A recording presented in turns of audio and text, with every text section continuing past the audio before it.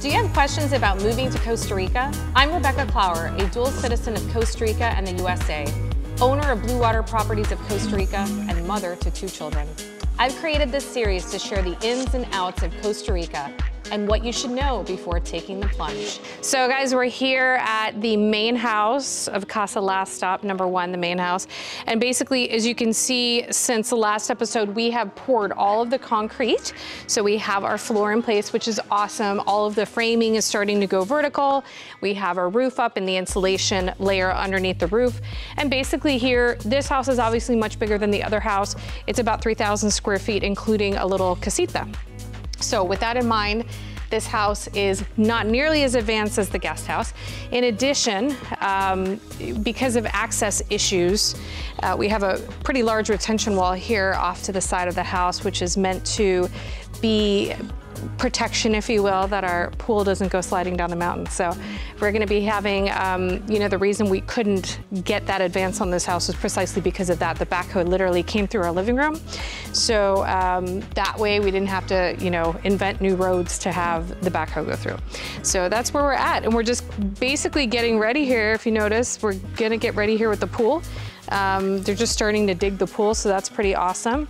And that also will be a really good sized, almost lap size infinity edge pool with, of course, an ocean view. I call this the Mac Daddy retention wall. It is literally 3 stories high. It is like Fort Knox reinvented. I'm even impressed by it. Engineering impresses me. This is all very impressive to me, but and I'm always very excited to do home buildings. I think people think I'm a glutton for punishment, but we have a lot of great people behind us, architect, my builder, well, my husband's the builder, so that obviously helps get things done on time. And not only on time, but getting things done right. So the good news is there's a lot of great builders in the area, so if you need a referral, I'm happy to give you one.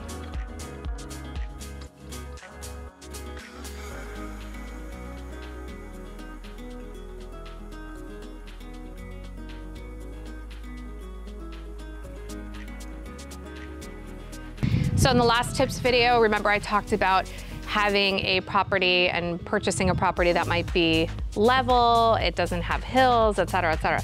So when you do buy something on a hill, obviously, usually you have to do retention wall work, and this is no exception. So we basically had to say, well, we got a little bit of better deal, but at the same time, the engineering involved obviously will drive up your cost, your overall cost of building. So that's just something to keep in mind. This obviously we had, because of the pool, the size of the pool, and a few things that we had added, we couldn't get away without doing some retention wall work. But at the end of the day, the good news is that you have solid engineering and you don't have to worry about anything sliding down the mountain or earthquakes taking out your house. So these are all the things that we need to think about.